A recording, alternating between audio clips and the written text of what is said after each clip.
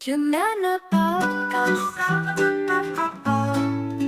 Jendana Podcast. Podcast SMK Negeri 1 Bali. Oke, halo Sobat Jenana Podcast. Selamat datang di Jenana Podcast, podcast tempat di mana kita berbagi cerita, inspirasi, dan pengalaman seru dari dunia pelajar SMK. Semoga obrolan kali ini kita bisa menambah wawasan dan memotivasi Sobat Jenana Podcast semuanya.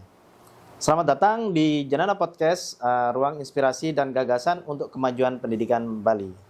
Jadi di episode kali ini Sobat Jenana kita kedatangan tamu yang benar-benar istimewa dan kita berterima kasih karena beliau bisa hadir dan menyempatkan waktunya. Sebelumnya Om Swastiastu Bapak. Swastiastu. Nggih. Perkenalkan beliau ini adalah Bapak Ide Bagus Gede Wesnawe Punya STMSI. Beliau saat ini menjabat sebagai Kepala Dinas Pendidikan Kepemudaan dan Olahraga Provinsi Bali. Jadi bersama beliau kita akan berdiskusi mengenai perjalanan karir beliau, kemudian kebijakan pendidikan, serta harapan besar bagi generasi muda khususnya di bidang vokasi. Katanya niki Pak, nggih, tak kenal maka tak sayang nih Pak. Oleh karena itu, karena beliau ini memiliki perjalanan karir yang cukup panjang dan beragam, kami persilahkan untuk Bapak menceritakan nih Pak. Mohon izin untuk ada perjalanan karir dari Bapak, ada hal-hal yang penting yang bisa kita menjadikan inspiratif. Persilakan Pak. Baik, terima kasih Om Swastiastu. Selamat pagi semuanya. Salam sehat untuk kita bersama. Saya tadi sudah disampaikan selaku Kepala Dinas Pemuda Olahraga, Kepala Dinas Pendidikan Pemuda Olahraga Provinsi Bali per 1 Desember 2025. Perjalanan karir saya bergabung sebagai pegawai negeri atau ASN di Pemprov Bali itu saya sudah kurang lebih dari tahun 2000. Jadi 25 tahun lah. Pas 25 tahun akhirnya diangkat selaku Kepala Dinas Pendidikan Pemuda Olahraga. Nah, yang menarik memang penempatan saya di Dinas Pendidikan Pemuda Olahraga tidak lepas dari sebelumnya saya duduk di Bapeda Provinsi Bali. Jadi menangani 6 SPM yang memang harus dilaksanakan oleh teman-teman pemerintah daerah di seluruh Indonesia. Nah, salah satunya adalah aspek pendidikan. Pendidikan adalah suatu hal yang menarik karena bagaimanapun juga modal penggerak dari kehidupan berbangsa dan bernegara adalah terletak dari kualitas SDM sebuah bangsa tersebut. Nah, memang yang menjadi PR besar ketika akan menyusun konsep pengembangan SDM khususnya di Kramo Bali itu terjadi perspektif yang agak belum optimal bahwa apakah perspektif kualitas SDM hanya berbasiskan kearifan lokal, apakah perspektifnya berbasis dunia global dan segala macam. Nah, itulah yang akan kami bedah ketika teman-teman berbicara SDM Bali Unggul. Karena satu sisi SDM Bali Unggul adalah sebuah prioritas pemerintah Provinsi Bali yang sudah tersurat dan tersirat dalam kebijakan Provinsi Bali 100 tahun Bali ke depan 2025-2125, kemudian 20 tahun Bali ke depan 2025-2045, dan kebijakan 5 tahun ke depan 2025-2030. Dari konsep SDM Bali Unggul itu adalah sebenarnya bagaimana mengoptimalkan, mengupayakan berbasis kearifan lokal yang dimiliki oleh talenta-talenta SDM Kramo Bali. Jadi konsep yang dipergunakan adalah bagaimana menggali potensi berbasis talenta di masing-masing Kramo Bali atau manusia Bali. Yang otomatis kan kita akan melihat gensinya bagaimana, kemudian nanti generasi-generasi selanjutnya seperti apa. Itulah yang perlu di mapping supaya nanti konsep link and match, jadi vokasi itu tidak hanya vokasi aja link and match, semua kualitas pendidikan wajib melihat konsep link and match-nya. Ke depan akan menjadi apa ketika kita didik dan kita bina anak-anak tersebut dia menghadapi perubahan dunia yang tidak terbatas. Jadi kondisinya disruption itu. Nah, saya kira itu dari kami di Dinas Pendidikan. Mungkin yang lain lagi? Oh siap Bapak. Oke, terima kasih. Baik Bapak. Jadi penjelasan dari beliau sangat kompleks, jadi bisa diambil. Menuju SDM Bali Unggul itu juga harus mengoptimalkan ya potensi-potensi yang ada di Krama Bali. Nah, jadi kebijakannya sudah disesuaikan dengan sinkronisasi dengan kearifan lokal yang ada di Bali. Selanjutnya nih ke Bapak, ini kan ada harapan-harapan nih Pak. Harapan-harapan dari pendidikan vokasi terutama kami Pak di SMK ya. Terutama untuk lulusan yang siap kerja nih Pak. Ya, untuk siap kerja agar mampu ya teman-teman yang ada di dunia pendidikan yang ada di SMK di Bali itu menghasilkan sumber daya manusia yang kompeten dan berdaya saing. Nah, harapannya Bapak nih ke seperti Napi nih ke Pak. Ini memang yang sudah menjadi evaluasi yang mendalam, bukan deep learning aja ya, tapi deep evaluation. Deep evaluation. Deep evaluation pada saat saya di posisi di Bapeda Provinsi Bali. Yang pertama harus kita lihat adalah poin yang pertama, sinkronisasi potensi daerah. Kemudian dari sinkronisasi potensi daerah tidak hanya dari aspek alam, tapi bagaimana SDM yang tersedia. Kemudian baru kita menggerakkan investasi yang cocok berbasis SDM yang kita miliki. Kemudian baru masuk keran investasinya. Sudahkah investasi yang akan dikembangkan di satu ekosistem atau di daerah misalnya di Bangli gitu, apakah sudah sesuai dengan karakteristik adat tradisi dan budaya, kemudian standarisasi krama yang ada di sini, apakah sudah selaras? Takutnya itu tidak selaras, makanya muncul kekhawatiran dari penggerak vokasi ini. Nah, poin besarnya adalah yang pertama kita merapikan dulu nih, investasi apa yang cocok. Keluh kesahnya pertama kan paling di OSS, padahal bukan itu persoalan besarnya. Kita perlu menyusun, misalnya teman-teman Kabupaten Bangli, ada peta potensi daerah.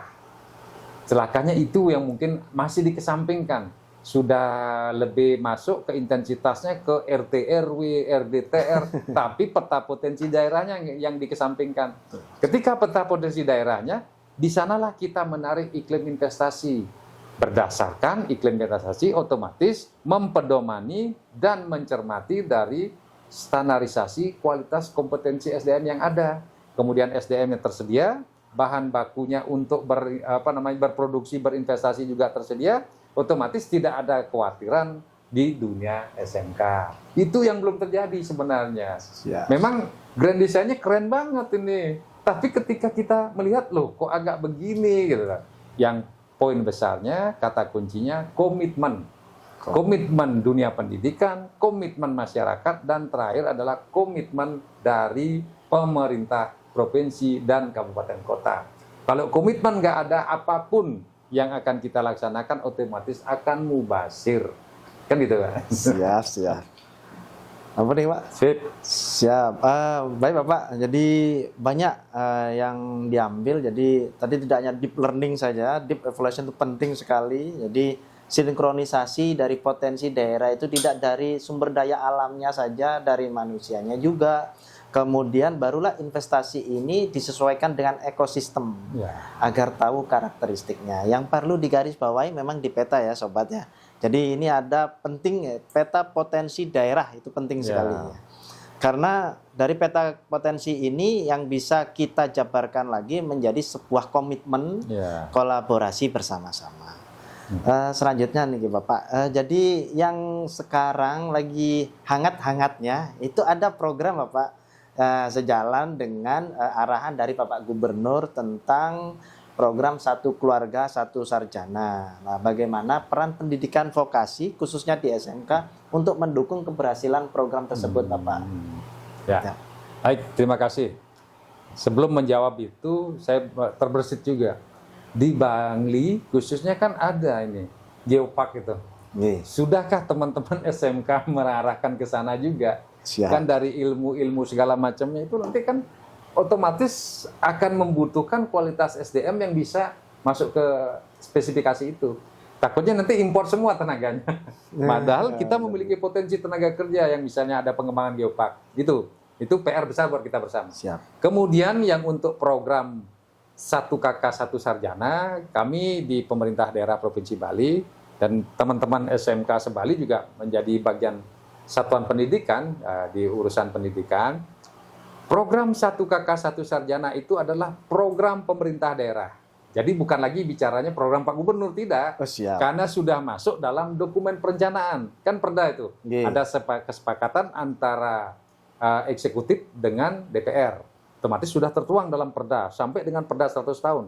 Bagaimana kita mengadopsi sebuah kebijakan yang bisa memperingan kemudian sampai dengan konsep link and match-nya ke depan. Nah, kalau dari aspek vokasi, sebenarnya teman-teman di Poltek Negeri Bali sudah bergabung dengan kita. Otomatis kan sudah barang tentu tamatan SMK kalau seandainya akan melanjutkan bisa lewat jalur Poltek tersebut. Kalau mau melanjutkan, sedangkan kalau tidak, ada juga program-program konsep link and match. Kemudian itu kita kembangkan kurikulum yang memang berbasis link and match di sektor SMK ini. Nah, Bapak Ibu sekalian, mungkin yang untuk program 1 KK 1 Sarjana untuk SMK tidak kita mengkotak-kotakkan apakah SMA atau SMK dan segala macam, tidak. Yang penting dia sudah diterima di universitas. Universitas nanti melampirkan dan mendorong itu supaya mendapat pembiayaan dari pemerintah daerah Provinsi Bali. Jadi pemerintah daerah tidak mendata ke masyarakat, tapi melalui universitas ini. Universitaslah melakukan kerjasama dengan pemerintah Provinsi Bali. Jadi datanya semua masuk dari universitas. Jadi universitas yang menyampaikan ke kami, Pak, tolong ini didanai melalui program 1 KK 1 Sarjana. Jadi catatan pentingnya, Bapak, adik-adik mungkin dari SMK seandainya ingin melanjutkan, mendapatkan program yang dimiliki oleh pemerintah Provinsi Bali, silakan bergabung dulu. Yang penting diterima di universitas dulu. Baru nanti bisa kita danai untuk melanjutkan yang pertama, biaya pendaftaran, kemudian biaya hidup, bervariasi ini, kemudian biaya UKT, terakhir dengan biaya wisuda. Tapi kalau mau yang lebih fleksibel sambil kerja, sambil kuliah, bisa melalui program universitas terbuka sebenarnya. Lewat siap. UT. Kita dorong itu, supaya adik-adik nanti tamatan dari SMK, sekalian kerja, sekalian kuliah juga bisa melalui universitas terbuka. Semua kita support ini, gitu. Karena yang target kami yang kemarin di angka 1.450, tapi baru yang masuk hanya di 500 mahasiswa. Ke depan kita meningkatkan targetnya menjadi tambahan lagi 2.000, jadi total 2.500 untuk 2026. Nah, ini program ini akan kita kelola dan kita sosialisasikan berbasis desa dinas dulu dan desa adat, bahwa ada loh program pemerintah Provinsi Bali yang bisa mensupport pembiayaan untuk meningkatkan kualitas SDM Bali unggul sampai menghadapi 2045 di Indonesia Emas 2045 gitu. Bapak, terima kasih. Jadi sobat, ini sungguh luar biasa sekali yang sudah dan dijalankan ya di Bapak Kadis. Terutama ada catatan penting nih sobat, bagi yang lulusan SMA ataupun SMK sudah diberikan lampu hijau seluas-luasnya. Dengan syarat yang penting satu, silahkan bergabung dulu. Setelah udah lulus, barulah nanti akan ada pembiayaan yang bisa ditanggung ya Bapak dari pemerintah daerah. Ini sangat luar biasa. Apalagi tadi sudah disebutkan loh, tahun 2026 akan naik menjadi 2.500. Nah, ini sangat luar biasa. Dan yang paling penting lagi sudah berbasis desa dinas dan desa adat. Itu luar biasa sekali. Kemudian sebagai kesan dan pesan untuk generasi Gen Z sekarang nih Pak, ya, generasi sekarang yang terutama di sobat Jenana Podcast ini, bagaimana untuk mempersiapkan nih Pak? Kalau menurut Bapak ini, jadi ada hal-hal yang membuat mereka bikin semangat belajar kembali Pak, karena ada kesan generasi Gen Z yang sekarang itu ada label-label tertentu. Kalau menurut Bapak, bagaimana Pak? Ya, baik. Ini sebenarnya kenapa terjadi kondisi seperti era sekarang ini, memang yang pertama yang terjadi adalah karena perubahan disruption secara global. Kemudian kita kurang aware untuk menakar dari perspektif yang masuk ke lingkungan pergaulan kehidupan kita. Akhirnya terjadilah pembiaran-pembiaran ke anak-anak itu. Kemudian nanti dari saluran Apa Jedana Podcast ini kami menyampaikan ke adik-adik kita atau anak-anak sekalian, tetaplah berbasis kearifan lokal, karena di sana tadi seperti saya sampaikan di luar bahwa kita memiliki konsep yaitu catur guru itu. Tetap hormati orang tua, tetap hormati guru, tetap hormati pemerintah, dan tetap bersyukur kepada alam semesta. Yaitu yang pertama guru rupake, orang tua, guru pengajian, guru pendidik, kemudian guru wisese pemerintah, terakhir guru swadhyaya. Itu adalah alam semesta atau Tuhan Yang Maha Kuasa. Ketika itu kita tetap optimalkan dan kita laksanakan secara utuh, otomatis tidak ada keraguan kepada adik-adik sekalian ini. Karena tetap dari aspek alam semesta akan memberikan jalan kepada adik-adik ini. Takutnya Bapak adik-adik sekalian ini melihat bahwa ada keraguan dan ketakutan. Apakah kami tidak akan begini? Apakah kami akan begitu? Jangan pernah ragu, tetap berkomitmen, tetap berproses. Bekali Anda dengan pendidikan, bekali Anda pengetahuan, bekali Anda pengalaman, niscaya akan memperoleh kemuliaan yang memang menjadi harapan kita bersama, tidak hanya orang tua, tidak hanya pemerintah, tapi harapan dari kita bersama dan alam semesta. Baik, luar biasa ini sekali ya. Bapak Kadisnya sungguh luar biasa, inspiratif sekali Pak. Apalagi dengan generasi yang sekarang nih. Jadi memang harus ditanamkan konsep catur guru. Apalagi kita juga percaya dengan konsep alam semesta yang ada di Bali, karena yang di Bali itu memang kearifan lokalnya, budayanya itu memang sangat luar biasa, memberikan dampak yang positif bagi seluruh umat yang ada di sini.